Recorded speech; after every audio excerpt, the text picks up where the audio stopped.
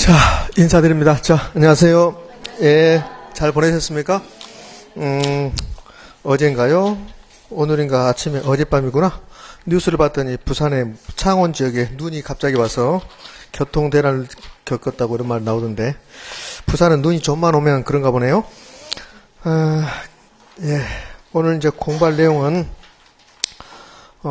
우리 책 페이지로 보면 몇 페이지로 가냐면 부동산 정책론으로 갑니다. 62페이지 갑니다. 가운데 있는 거 지대 입지론은 하지 않습니다. 얘는 기초 이론 분야에서는 하지 않아요. 기초 입문 과정에서는. 62페이지 가면 부동산 정책론 이렇게 나왔습니까? 예, 이제 그 부분 할 겁니다. 오늘 지난 시간에 공부했던 것 제가 간단하게 정리하겠습니다. 뭐 책을 보면서 여러분이 따라오셔도 상관없습니다. 탄력성 기억납니까? 탄력성 몇 개나 됩니까? 무수하게 많다. 탄력성 무수하게 많다. 그런데 우리는 공부 몇 가지만 한다? 왜 5가지 하나 늘어났습니까? 4가지만 한다. 4가지만 한다고 그랬습니다. 첫 번째, 수요 탄력성, 수요량 결정 요인만큼 있어요. 수요량 결정 요인 몇 개?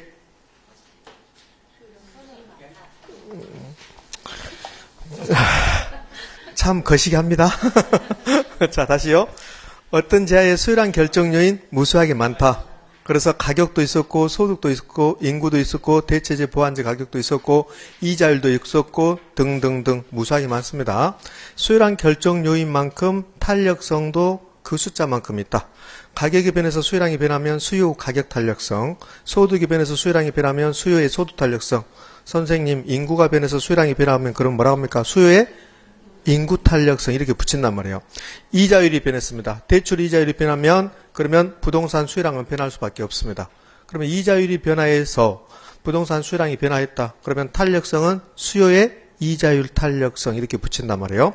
대체재 보완제 가격이 변화하면 해당 재의 수요량이 변화합니까? 예, 그렇습니다. 그러면 이때는 수요의 교차 탄력성 이렇게 했습니다. 수요량 결정 요인 무수하게 많고 수요량 결정 요인만큼 탄력성도 그만큼 숫자가 있다. 그런데 수요 탄력성에서는 수요의 가격 탄력성, 소득 탄력성, 교차 탄력성 이 3가지만 우리는 배운다. 이제 공급의 탄력성으로 갑니다. 공급의 탄력성도 공급량 결정 요인만큼 있다. 공급량 결정 요인 한번 해볼까요? 공급량 결정 요인은 그 지하의 가격이 있었습니다. 그 다음에 생산기술, 생산요소의 가격, 대체재 보완제의 가격, 이자율, 공적 규제 뭐 이렇게 많은 요인들이 공급량을 결정했습니다. 그러면 이 공급량 결정 요인만큼 뭣도 있다? 공급의 탄력성도 있다. 그런데 공급의 탄력성에서는 우리는 뭐만 배운다? 공급의 가격 탄력성만 배우겠다. 그러면 공급의 가격 탄력성은 가격이 변화할 때 공급량이 변하는 정도. 이게 공급의 가격 탄력성이었다. 4가지를 배우는데 그 4가지에서 기본이 되는 것은 수요의 가격 탄력성이었습니다. 그럼 이제 수요의 가격 탄력성을 보면 가격이 1% 변화할 때 수요량이 변하는 정도를 수요의 가격 탄력성이라고 합니다.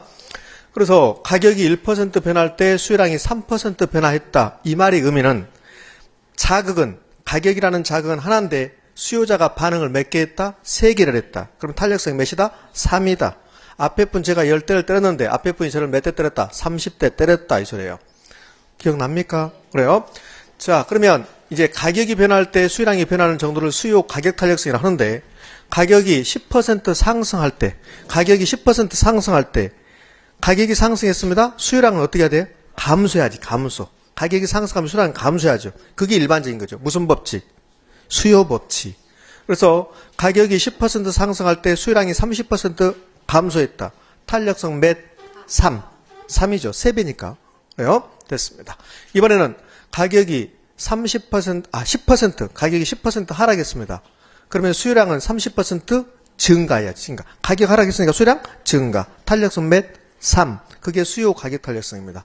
수요 가격 탄력성 계산식 공식은 수요량 변화율을 무슨 변화율로? 가격 변화율로 나눈 겁니다. 그게 수요 가격 탄력성 공식이었습니다. 그리고 나서는 수요 가격 탄력성 크기를 했습니다. 수요 가격 탄력성 크기는 0부터 무한대 사이의 값을 갖는데 5개의 구간으로 나눴죠.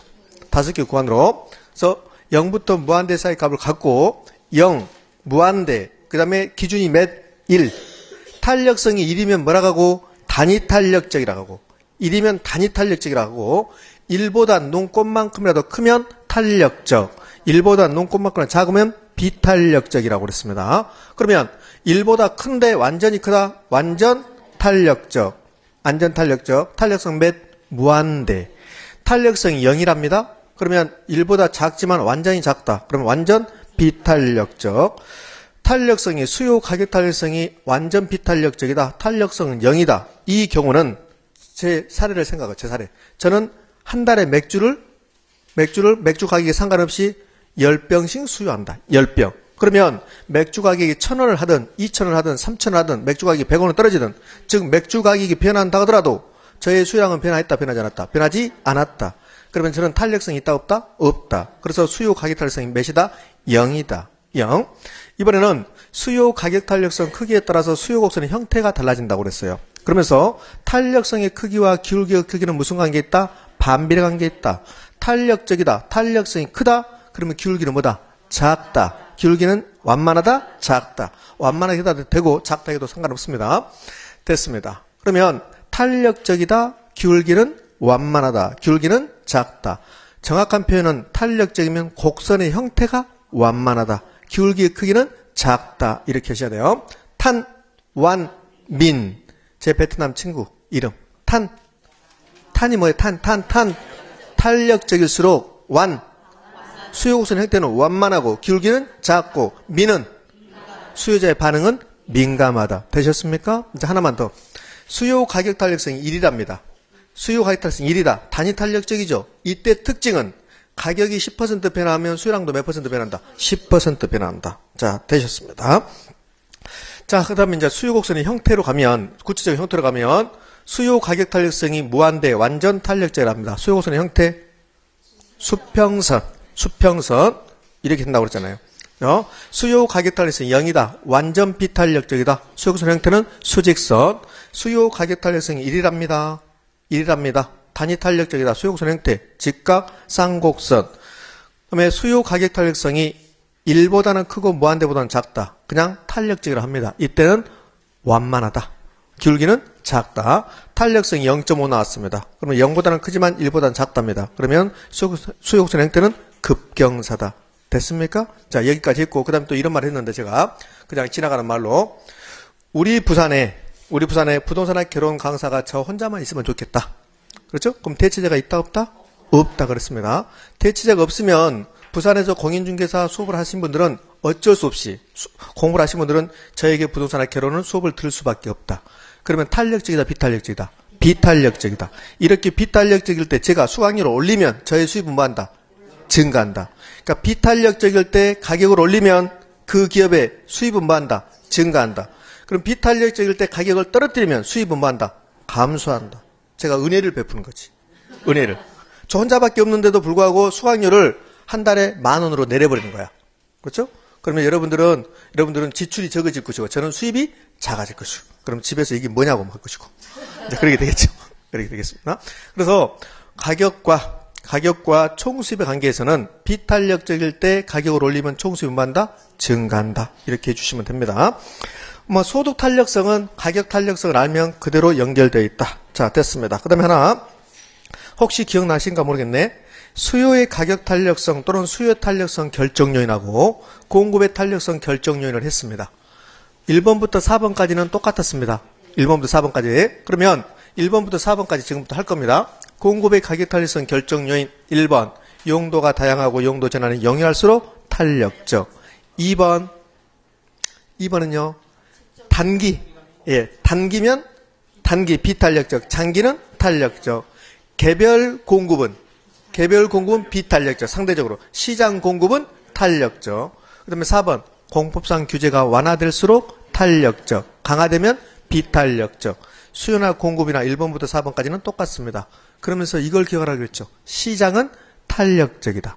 시장은 탄력적이다. 시가 뭐고? 시장 공급이 개별 공급보다 탄력이다. 장은 뭐고? 장기 공급이 단기 공급보다 탄력적이다. 이 논리는 수요도 그대로 적용된다. 그 다음에 이제 공급의 가격 탄력성 결정요인에서 5번. 생산 요소의 구입이 곤란하다. 비탄력적. 생산 요소의 구입이 영위하다. 탄력적. 생산 요소의 가격이 급등했다. 비탄력적. 생산 요소의 가격이 서서히 상승한다. 상대적으로 탄력적. 생산 기간이 짧다. 인형 눈 끼우는 거. 탄력적, 비탄력적. 탄력적. 생산 기간이 길다. 울산의 현대중공업의 유조선 3년 걸린다. 탄력적, 비탄력적. 비탄력적. 됐습니다. 뭐 그 정도 하시면 될 것 같아요. 그 정도 하시면. 그러면 이제 수요 가격 탄력성 결정률로 옵니다. 수요 가격 탄력성 결정률 5번은 뭐든가? 대체제 유무였습니다. 그런데 사실은 수요 탄력성 결정률에서 1번이 뭡니까? 대체제 유무예요. 대체제 유무. 대체제가 있고 대체제가 많다. 그러면 탄력적, 비탄력적, 탄력적. 대체제가 없다. 대체제가 작다. 비탄력적. 그렇습니다. 그러면 탄력성이 대체제가 많은 재화가 수요 곡선이 완만하다, 급경사다? 완만하다. 그래서 수요 곡선을 두 개를 주고 어디가 더 대체제가 풍부한가를 17회 때 물어봤습니다. 17회 때. 그러면 수요 곡선이 두 개가 주어지면 다른 조건 모두 다 일정하다고 할 때 수요 곡선 형태가 완만한 재화가 완만한 수요 곡선이 더 대체제가 풍부할 것이다. 기억나십니까? 예, 됐습니다. 그 다음에 재화의 종류에 따라서 수요 탄력성의 크기는 달라진다고 그랬습니다. 재화의 종류에 따라서 사치품 탄력적. 사탄 그랬죠? 사탄, 버버리 가방제가 예를 들었습니다. 그 다음에 생필품은요? 비탄력적. 생비, 사탄 그랬습니다. 그 다음에 부동산으로 오면 주거용 부동산이 상업용, 공업용 부동산에 비해서 훨씬 더 대체제가 많습니다. 따라서 다른 조건이 모두 다 일정하다고 할 때 주거용 부동산이 상업용, 공업용보다 탄력적이다. 자, 이런 내용을 했습니다. 자, 그리고는 하나만 더 질문합니다. 우리 균형과 균형의 변동을 공부했어요. 균형의 변동 원인 말하십시오. 균형을 변동시키는 원인. 균형을 변동시키는 원인. 수요 곡선과 공급 곡선이 교차하는 점을 균형이라고 그래. 그런데 수요가 변하지 않고 공급이 변하지 않으면 수요 곡선, 공급 곡선 안 움직여. 그러면 균형이 변한다, 안 변한다? 안 변한다. 그러면 균형이 변동하려면 수요 곡선이 이동하거나 공급 곡선이 이동해야 돼. 균형이 변동한다. 수요 곡선이 이동했다. 그것은 뭡니까? 수요의 변화. 공급 곡선이 이동했다. 그건 뭡니까? 공급의 변화. 그러면 균형을 변동시키는 것은 수요 변화가 발생했다든지 아니면 공급의 변화가 발생했다든지 아니면 수요와 공급이 동시에 변했다든지 그게 균형의 변동 원인이다. 다시 물어봅니다. 균형의 변동 원인 말하십시오. 수요 변화와 공급 변화. 자, 구체적으로 하면 수요만 변하는 경우, 공급만 변하는 경우, 수요 공급이 동시에 변하는 경우. 수요 변화 몇 가지? 수요 변화는 무수히 많은 게 아니라 수요 변화 요인이 무수하게 많고 수요 변화는 몇 가지? 두 가지. 수요 증가, 수요 감소. 그러면 수요가 증가했다. 이 말은 공급은 그대로 있는데 공급은 불변인데 공급 곡선은 그대로 있는데 수요만 증가했다. 공급량 100개, 수요량 100개 있는데 인구가 증가하여 수요량이 50개 증가했습니다. 그러면 공급량은 100개, 수요량은 150개. 그러면 초과 수요 현상 발생. 그러면 가격은 상승, 거래량은 증가. 수요 증가하면 가격 상승, 거래량 증가. 자, 수요 감소는 제가 할 필요 없고. 자, 공급 증가했습니다. 공급 증가. 수요가 일정할 때, 수요가 불변일 때 공급 증가했다. 공급 곡선 우측 이동. 그러면 수요량도 100개, 공급량도 100개 있는데 수요량은 100개 그대로 있는데 생산 기술이 진보하거나 생산 요소의 가격이 하락함으로 인해서 공급량이 150개로 증가했습니다. 그러면 공급량이 더 많은 거죠. 물량이 남아도는 거야. 초과 공급됐다고 그래. 그래서 부동산으로 오면 미분양 상태가 속출하고 있다 이 소리야. 그러면 가격은 뭐 떨어지겠지. 거래량은 증가할 것이고. 증가. 되셨나요? 그러니까 거래량은 앞에 말을 따라간다고 했잖아요. 수요 증가, 거래량 증가. 수요 감소, 거래량 감소. 공급 감소, 거래량 감소. 공급 증가, 거래량 증가. 되셨습니까? 예, 되셨습니다. 이제 1월달 가면 여기 지금 우리가 수요 증가, 수요 감소 했죠? 여기하고 탄력성하고 연결시켜 또. 탄력성 연결시켜. 그럼 재밌는 일이 나와요. 봐요. 수요가 증가했습니다. 수요가 증가하면 공급은 일정할 때 수요가 증가했대요. 가격은 뭐? 상승, 거래량은 증가. 1월달 되면 수요가 증가하는데 가격이 상승하지 않는 경우를 또 배워. 1월달 되면 수요가 증가했는데 거래량이 증가하지 않는 경우를 배워. 재밌겠네. 그렇지? 자, 그렇게 이제 기쁜 내용은 이제 1월달부터 배운단 말이에요. 자, 그 다음에 이제 우리 경기 변동으로 갑시다. 동영상으로 공부하신 분들 집중하셔야 됩니다. 지금 그냥 제가 말로 하는 게 아니라 여러분들 다 지금 점검하고 있으니까 동영상으로만 공부하신 분들도 책 페이지 수를 따라가면서 제 말을 좀 집중해 주시기 바랍니다. 우리 경기 변동으로 갑니다. 그러면 경기 변동은 36페이지 부동산 경기 변동이 이렇게 나와 있네요. 그러면서 일반 경기 변동이 있고 37페이지 가면 부동산 경기 변동 나왔습니까? 그래요. 그러면서 제가 경기 변동을 설명할 때 이렇게 했습니다. 경기가 뭡니까? 경기라 하면 경제활동의 상태입니다. 그러면 경제활동의 상태는 뭔데요? 생산활동, 소비활동이 경제활동의 상태입니다. 그러면 경기가 변동한다는 소리는 생산활동, 소비활동의 상태가 변동한다 이 말이에요. 그럼 생산활동이 매우 활발하고 소비활동이 매우 활발하면 경기가 호황이다. 이렇게 반대면 불황이다. 이렇게 표현하는 겁니다. 부동산 경기 변동으로 오면 부동산 관련한 생산활동, 소비활동이 늘 변동하는 것. 부동산 관련해서 생산활동은 건축활동, 부동산 관련해서 수요활동, 소비활동은 거래활동. 자, 이런 것들이 늘 변동한다. 부동산 경기 변동. 그런데 부동산 경기는 주거용, 상업용, 공업용이 있고 서울의 부동산 경기, 부산의 부동산 경기, 충청권, 호남권, 영남권 이렇게 부동산 경기가 있다. 그러면 일반적으로 부동산 경기라 하면 각각 조각조각 부분별 부동산 경기를 뭐한 것이다? 평균 낸 것이다. 그래서 일반적으로 부동산 경기 그러면 주거용 부동산의 건축 경기를 말한다. 주거용 부동산의 건축 경기라 하면 주택을 짓고 있냐 짓지 않고 있냐, 주택이 많이 팔리냐 많이 안 팔리냐 그것 보고 부동산 경기라고 한다. 그게 일반적이다. 그러면 상업용 공업용도 있는데 주거용 부동산 경기에다가 상업용 공업용 부동산 경기를 더하면 넓은 개념이고 거기다 토지 경기를 더하면 가장 넓은 개념인데 그냥 일반적으로 우리가 부동산 경기 그러면 주택에 대한 건축 경기를 말한다. 주거용 부동산의 건축 경기를 말한다. 기억나십니까? 그 다음에 부동산 경기 변동의 유형을 했습니다. 우리가 일반적으로 생각하는 부동산 경기 변동의 유형은 순환 변동이었습니다. 그런데 순환 변동 이외에 다른 변동도 있더라는 소리입니다. 장기적 추세 변동이 있었고 계절에 따라서 바뀌는 계절적 변동이 있었고 정부 정책이라든지 자연재해가 일어나서 부동산 경기가 갑자기 바뀌는 무작위 변동, 불규칙 변동, 우발적 변동이 있었다. 기억나시죠? 자, 됐습니다. 그러면 순환 변동하고 비순환 변동으로 나눠진다. 장기 추세 변동하고 계절적 변동하고 우발적 변동은 순환 변동이 아니다. 아니다. 그들은 비순환 변동이라고 표현한다. 그 다음에 부동산 경기 변동의 측정 지표였습니다. 부동산 경기 변동의 측정 지표라 하면 무엇을 보면 부동산 경기를 가늠해 볼 수 있습니까? 그 소리야. 우리 해운대구의 부동산 경기를 보려면 좋으냐 나쁘냐를 측정하려면 무엇을 보면 알 수 있습니까? 해운대구를 돌아다녔더니 주택을 엄청나게 많이 건축하고 있다. 그 다음에 거래가 많이 이루어지고 있다. 가격도 상승하고 있다. 그 다음에 공실공간은 감소하고 있다. 금리는 떨어지고 있다. 택지 분양은 매우 잘 되고 있다. 이렇게 되면 해운대구의 부동산 경기는 매우 호황이다. 되셨습니까? 따라서 부동산 경기를 측정하는 것은 우리 경기라 하면 수요 공급 상황이란 말이에요. 그래서 공급 상황, 수요 상황, 가격, 기타 이렇게 나눌 수 있다. 그래서 공급 측면에서 건축 활동. 자, 건축 활동도 좀 나중에 이제 1월달 되면 좀 자세히 배워요. 건축을 하기 위해서는 뭐가 필요합니까? 건축하기 위해서는 허가 받아야 되죠. 그 다음에 착공해야 되죠. 그 다음에 안공해야 돼요. 허가를 아무리 많이 받았다 하더라도 착공하지 않으면 경기가 좋지 않아요.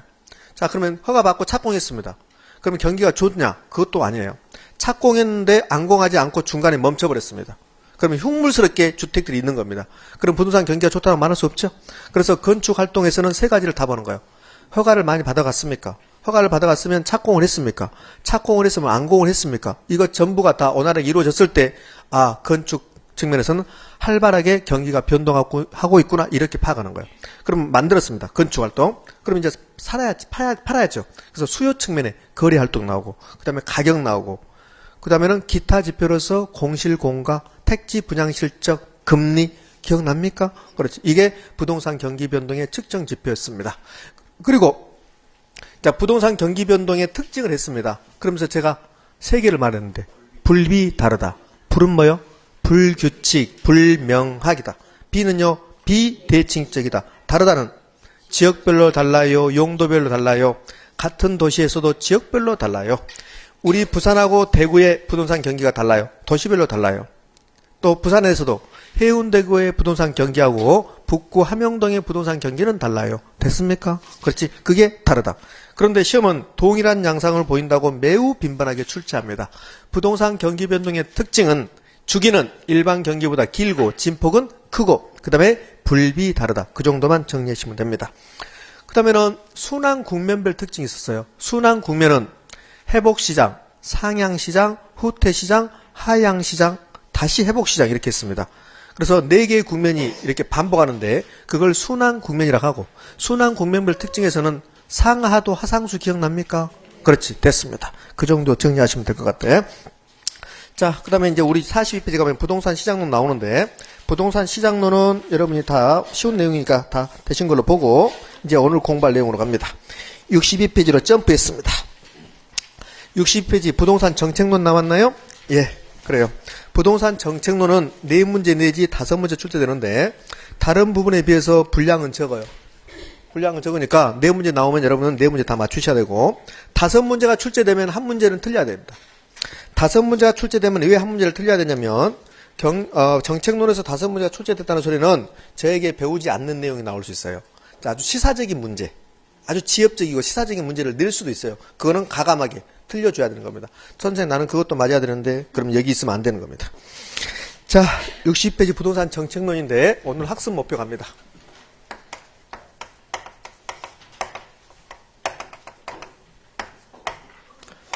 첫 번째는 정부의 시장 개입의 논리, 이 논리를 파악하셔야 됩니다. 왜 정부가 부동산 시장에 개입하는가?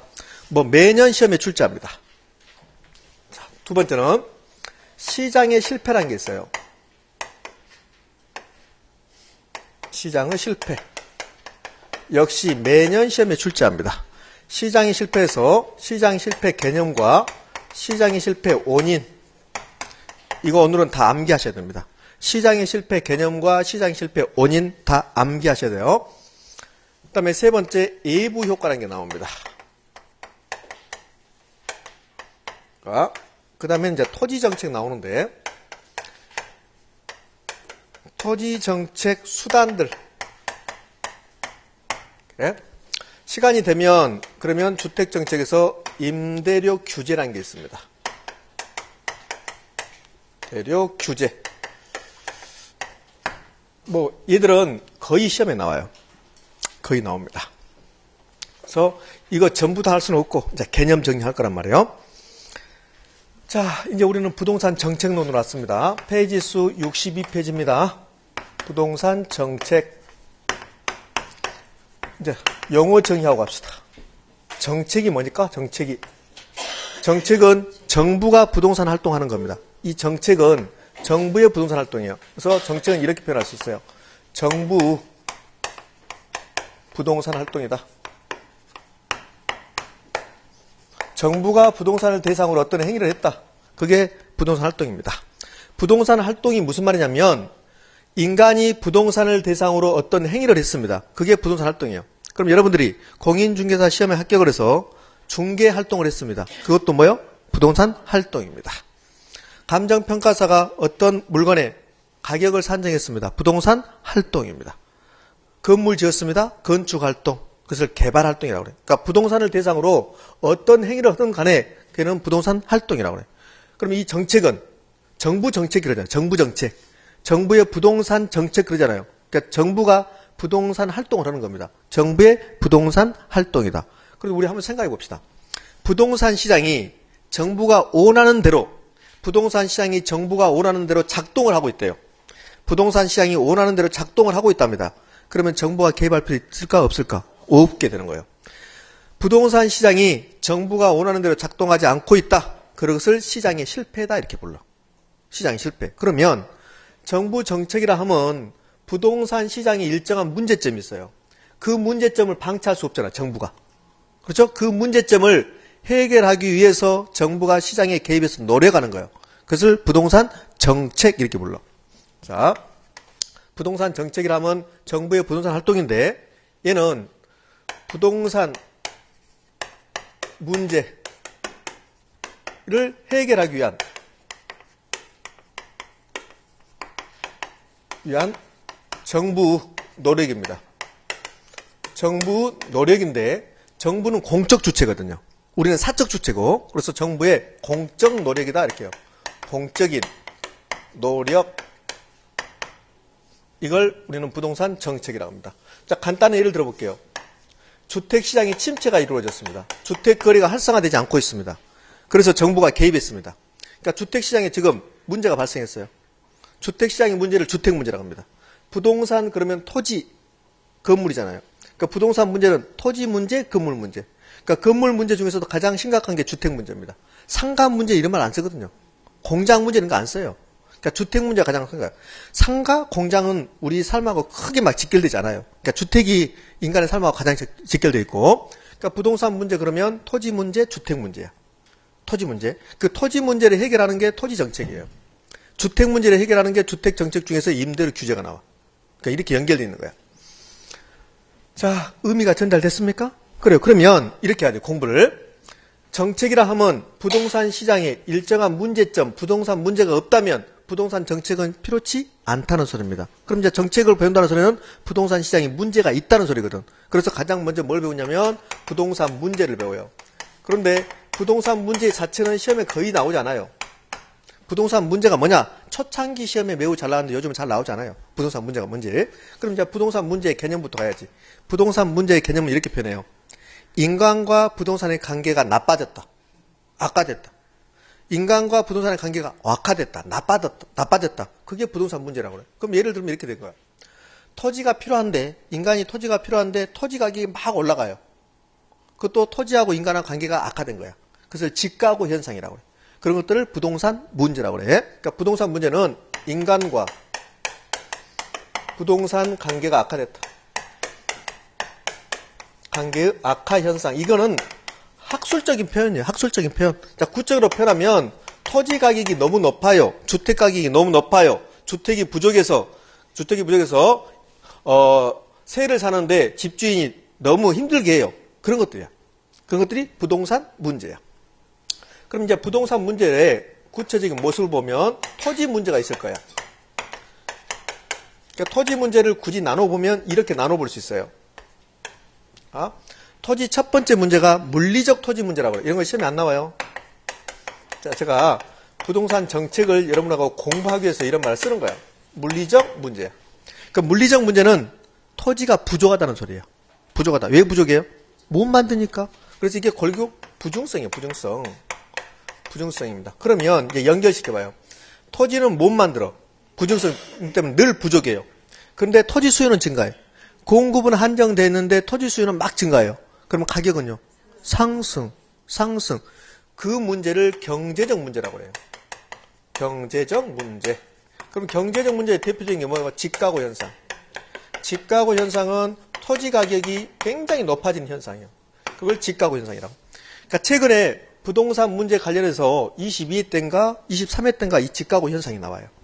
어떻게 나오냐면 집가구 현상 때문에 나타나는 현상으로서 틀린 것은 그래요. 그러면 한번 예를 들어볼게요. 집가구 현상 토지 가격이 매우 높아. 그러면 국가가 공공용지를 확보할 때 용이할까요? 용이하지 않을까요? 용이하지 않을 때 그게 시험 문제라고 시험 문제. 토지 가격이 굉장히 높아지면 도로를 하나 내는데 재정 부담이 커져요. 그러니까 공공용지 확보가 곤란하다는 소리예요.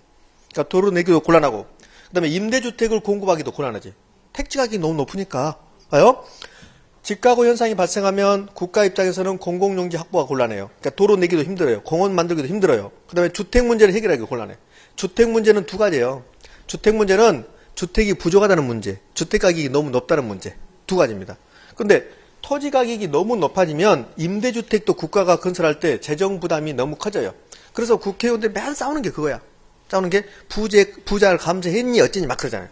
부자한테 감세해주지 말고 세금을 받아서 그걸 갖다가 주택을 건설하면 서민들에게 뭐 어쩌고저쩌고 막 하잖아요. 다 그건 그 문제입니다. 집가구 현상의 폐단 또 있죠. 토지 가격이 너무 높으면 우리나라 토지 가격이 너무 높으면 주택 문제 해결할 때 쉽다 곤란하다.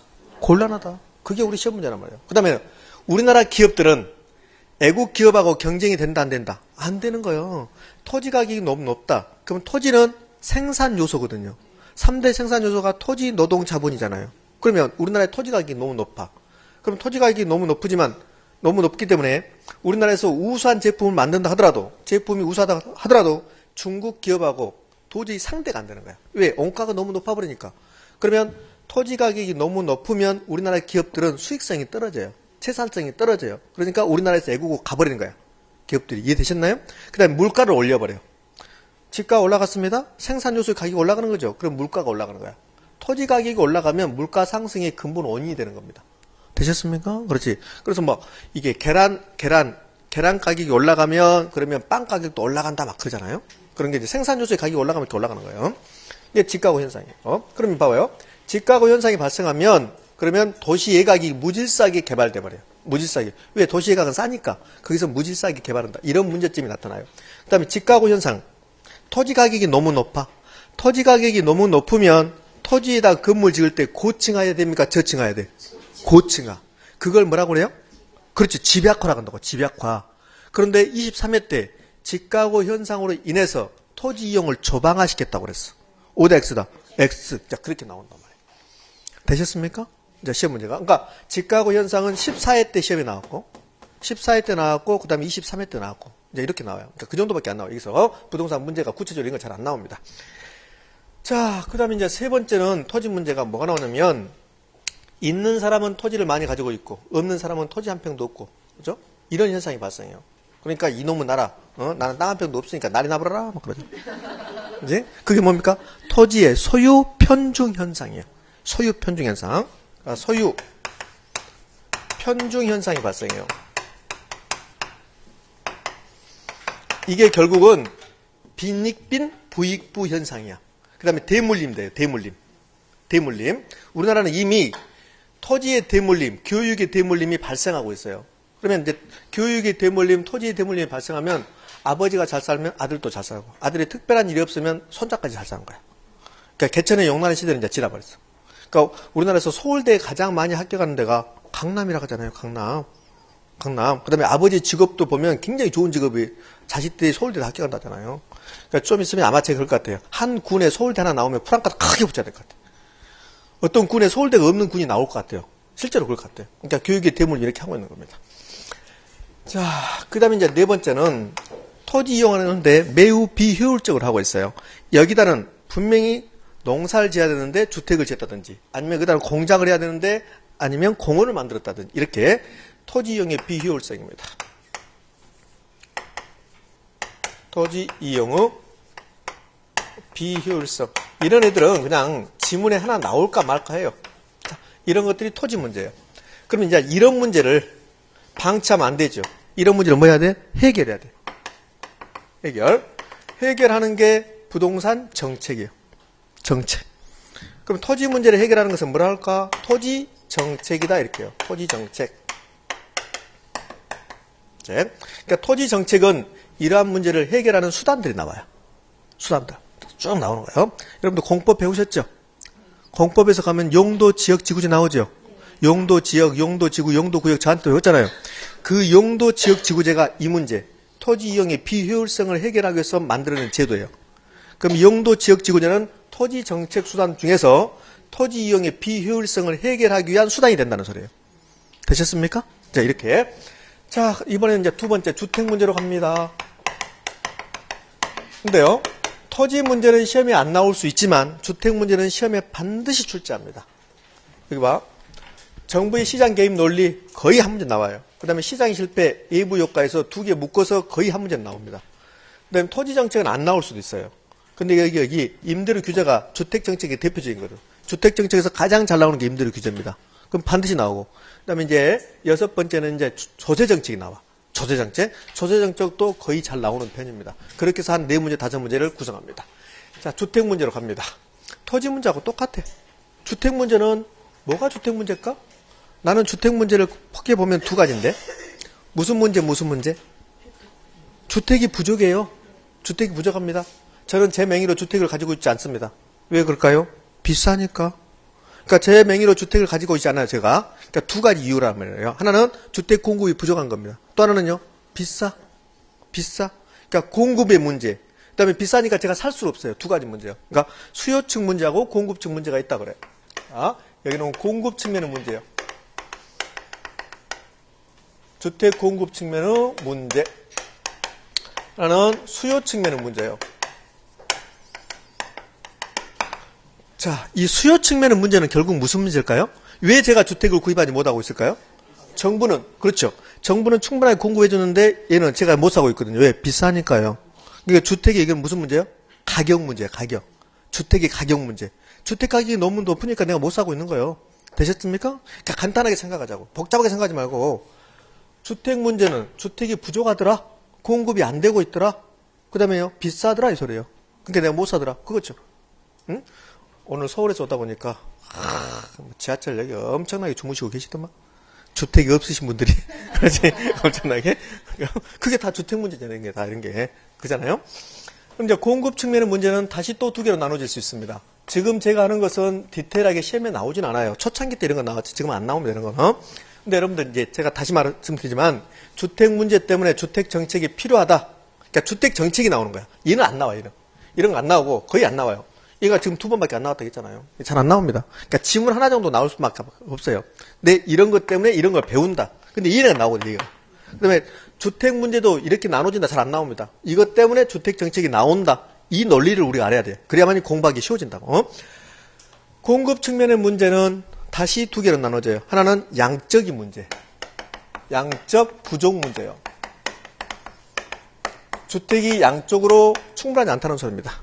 그 다음에 두 번째는 충분하게 공급이 됐는데 질이 낮은 주택이 공급되는 거야. 그러니까 질적 수준의 문제.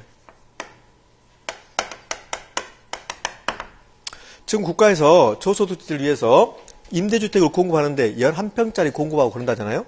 그러면 그게 시대에 맞습니까? 아무리 돈 없는 사람들은 11평에 살아가면 그 살겠어요?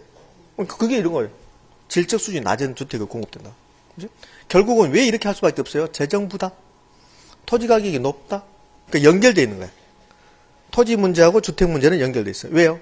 주택은 토지 위에다 지어야 되잖아요. 그러니까 연결되어 있는 거예요. 예? 자, 수요 측면의 문제는 이거는 주택 구입 능력의 문제라고 해요. 능력의 문제. 자, 그럼 우리가 배웠던 대로 한번 연결시켜 볼게요. 주택 구입 능력의 문제. 내가 주택을 사고 싶은데 뭐가 없다? 그렇지, 돈이 없다. 사고 싶은 마음은 있다. 살 의사는 있다. 뭐가 없다? 돈이 없다. 그러면 저는 돈이 없으니까 유효수요도 아니다. 아니다는 소리예요. 그러니까 얘는 유효수요의 문제다 그래요. 유효수요의 문제다. 이해되셨나요? 그래요. 그러면 얘들을 해결해야 돼. 해결하는 수단이 뭔데요? 주택 정책이야. 그럼 이제 주택 정책은 또 두 개로 나눠져요. 주택 정책은 매매 시장의 정책이 있어야 되고 임대주택 시장의 정책이 있어야 돼요. 그러면 주택 정책은 또 두 개로 나눠지는데 임대주택 정책이 나오고 임대주택 정책은 못 사는 사람들을 대상으로 하는 거죠. 그 다음에 분양가 정책이 나와요. 아파트 분양가. 그래도 이분들은 좀 괜찮게 사는 거야. 아파트 살 수 있는 능력이 되니까 분양가 정책이 나와. 여기 임대주택 정책은 크게 보면 세 가지로 또 나눠져요. 하나는 임대료가 너무 비싸니까 정부가 강제적으로 규제하는 거야. 규제. 야, 임대료를 한 달에 30만 원만 받아. 이렇게 규제하는 겁니다. 그래서 임대료 규제. 가장 시험에 잘 나오는 거야. 임대료 규제. 그러니까 논리적으로 그러잖아요. 왜 임대료 규제를 해야 됩니까?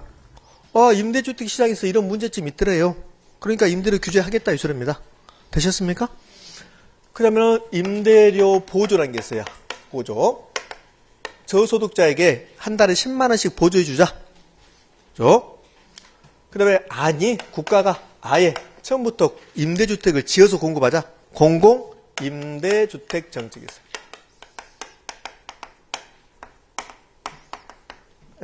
분양가 정책은 크게 보면 두 가지를 하는데 사실은 하나밖에 없어요. 자, 분양가 정책은 분양가 규제. 아파트 분양가가 평당 1,000만 원, 1,500만 원 이게 뭐야? 너무 비싸. 그러니까 분양가를 평당 600만 원으로 해라. 이렇게 분양가 규제하는 겁니다. 분양가 규제. 그 다음에 분양가 자율화가 있어요. 그런데 엄밀하게 분양가 자율화는 정책이 아니에요. 왜? 정책은 정부가 개입하는 게 정책이거든요. 근데 분양가 자율화는 정부가 개입하지 않겠다는 소리거든요. 그냥 너희도 알아서 해라는 소리지. 시장에서 알아서 해라. 그러니까 얘는 정책이 아니에요. 정책이 아니고 얘만 정책이에요. 그러니까 분양가 규제가 시험에 잘 나오고 자율화는 잘 안 나와요. 그 다음에 여기 임대료 규제하고 분양가 규제 똑같아요. 똑같습니다. 하나도 안 틀려. 똑같아. 그러니까 임대료 규제만 알면 분양가 규제는 자동적으로 하게 돼. 자, 이렇게 공부할 거예요. 그 다음에 이제 주택 문제 해결하기 위해서 주택정책 필요하고 토지 문제 해결하기 위해서 토지정책 필요한데 세금 가지고 개입할 수도 있어요. 세금 가지고. 여기 토지시장에 세금 가지고 개입할 수도 있고 주택시장에 세금 가지고 개입할 수도 있어요. 그것을 조세정책 이렇게 불러. 조세정책. 그럼 세금 가지고 개입했다. 토지시장에서 집가구 현상이 발생해요. 투기적 현상이 발생해요. 그러니까 양도소득세를 중과세하겠다. 그러니까 세금 가지고 규제하는 거예요. 되셨나요? 자, 이런 패턴을 배우는 게 우리 부동산 정책의 논리입니다. 자, 그러면 이제 정부의 시장 개입 논리 갈 거예요. 이거는 지금은 부동산 문제고 이러한 문제가 있으니까 이제 개입해야죠. 그 개입하는데 논리, 정부의 시장 개입 논리 갑니다. 자, 이제 2번 시장 개입의 논리. 필요성 그래요. 제가 이런 말 했을 건데요. 부동산 시장에 일정한 문제점이 없고 부동산 시장이 정부가 원하는 대로 작동하고 있다. 그러면 정부가 개입할 필요 있다 없다? 없다. 그랬어요. 그러면 시장 개입의 논리는 부동산 시장이 정부가 원하는 대로 작동하지 않고 있다. 이 소리예요. 그것을 학자들은 이것을 이렇게 멋들어지게 만들어. 자기들은 멋들어지지만 우리는 고통스러워 죽겠어. 하나는 경제적 기능이라고 그래. 기능. 또 하나는 정치적 기능이다 그래요. 그럼 경제적 기능은 뭐냐면 시장의 실패를 수정하는 거야. 시장의 실패. 얘는 시장에다가 맡겼더니 주택이 배분이 원활하게 이루어지지 않더라는 소리예요. 그냥 수요 공급 논리로 정부가 개입하지 않고 시장 논리에 맡겨봤어요. 그랬더니 주택이라는 자원이 원활하게 배분되지 않더라. 자원 배분에 실패하더라. 그것을 시장의 실패라고 그래. 지난 시간에 거의 끝나는 무렵에 했을 텐데요. 시장이 기능했어요. 지난 시간에 기억난 거 봐봐요. 부동산 시장의 기능, 가격 창조하고, 두 번째는 뭐하고? 정보 제공하고, 그 다음에 세 번째는 자원 배분하고, 네 번째는 교환하고, 다섯 번째는 수급 조절하고, 양가치를 조절하고, 그래서 3번 자원 배분하면서 노란 것으로 제가 연결해서 자원 배분의 실패를 시장의 실패라고 한다. 기억납니까? 그렇지. 이 시장의 실패를 수정하기 위해서 정부가 개입한 것을 부동산 정책이라고 한다. 노란 걸로 내가 썼어요. 이 무렵에 이 정도에 썼다. 여러분 기억이 없지만. 기억나나요 이제? 그렇잖아요. 그게 시장의 실패야. 그러니까 시장의 실패는 시장이 원하는 대로 작동하지 않고 있다. 이렇게 생각하시면 돼요. 우리나라에 주택이 10개가 필요해요. 10개가 필요하는데 시장이 맡겼어요. 정부가 개입하지 않고 시장이 맡겼어요. 근데 주택을 5개만 만들어요. 그럼 5개를 덜 만든 거죠. 그게 시장의 실패야. 그러니까 시장이 원하는 만큼 자원을 효율적으로 배분하지 못한 것을 시장의 실패라고 그래요. 시장의 기능은 효율적인 자원 배분을 하는 게 시장의 기능이야. 근데 여러 가지 이유가 발생해. 여러 가지 이유로 저기 시장의 실패 원인 나오죠. 시장 2번에 학습 목표 2번에 시장의 실패의 개념과 원인 나오잖아요. 여러 가지 원인이 발생해서 시장이 자원 배분을 못하는 것, 그것을 시장의 실패라고 그래.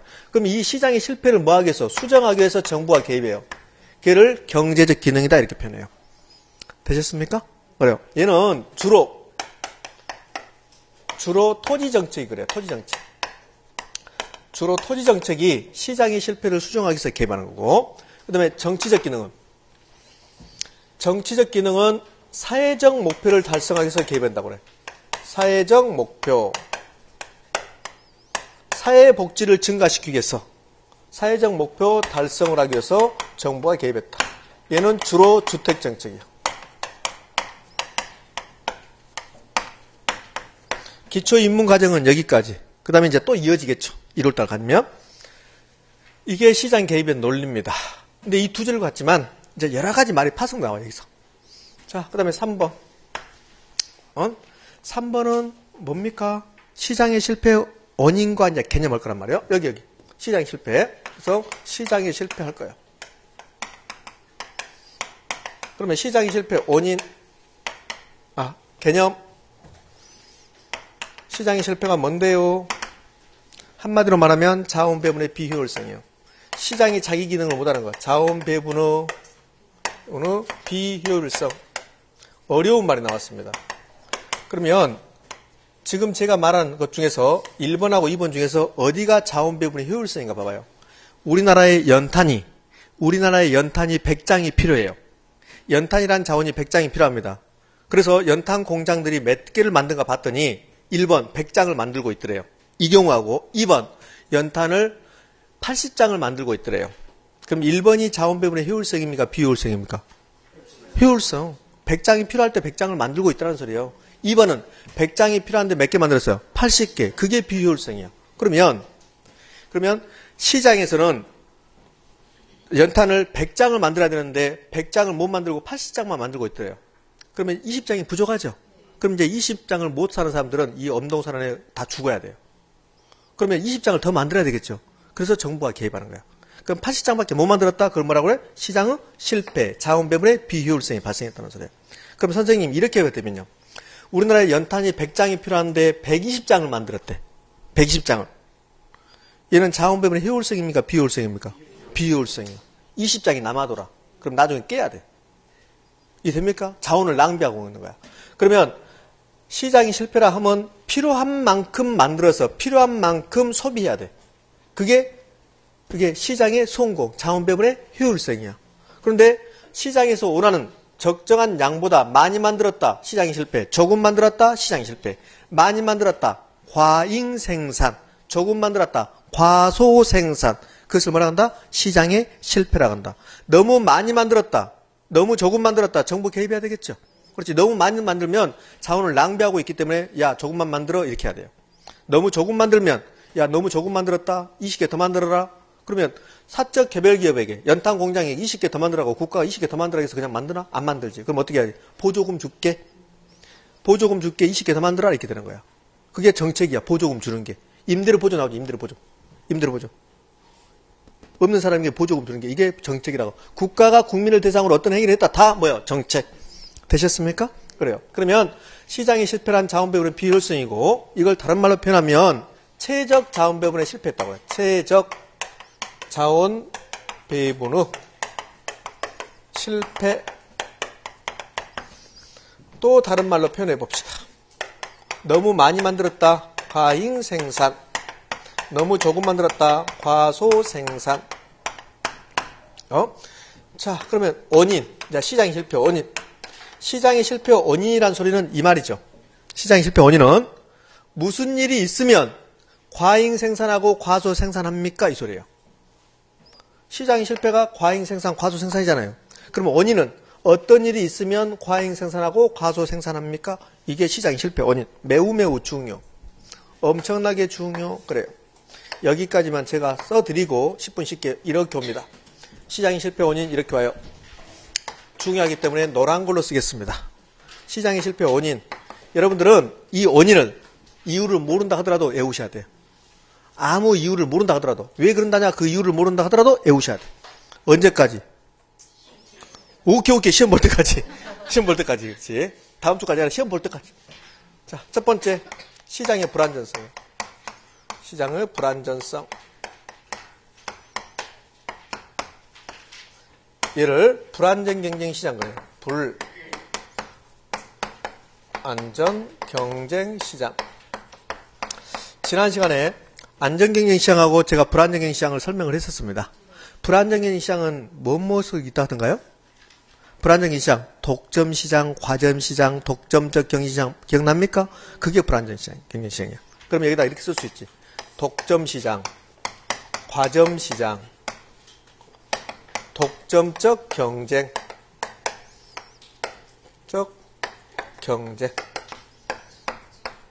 과점과 독점과 과점을 합친 게 독과점. 그래, 독과점. 그러면 독점이 발생했다. 독점 시장이 발생했다. 그러면 자원 배분의 비효율성. 과점 시장이 발생했다. 자원 배분의 비효율성. 그러면 자원 배분의 효율성이 되려면 여기다 불자 빼버리면 돼요. 안전경쟁 시장은 자원 배분의 효율성.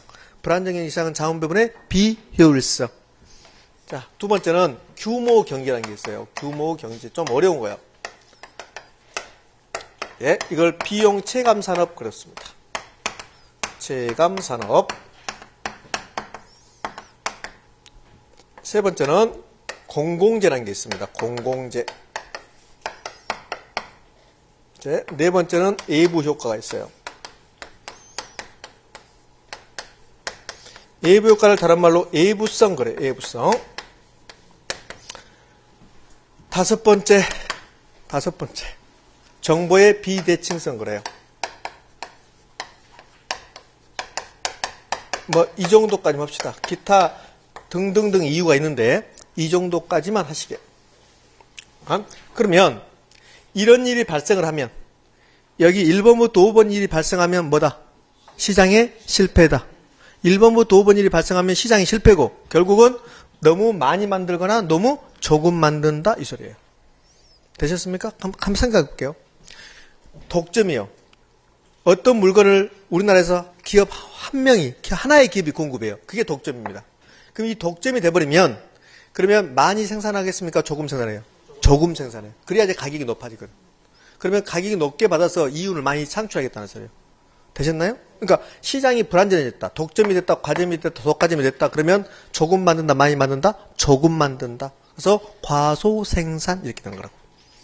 되셨나요? 예, 됐습니다. 10분 쉬었다가 하나씩 설명합니다.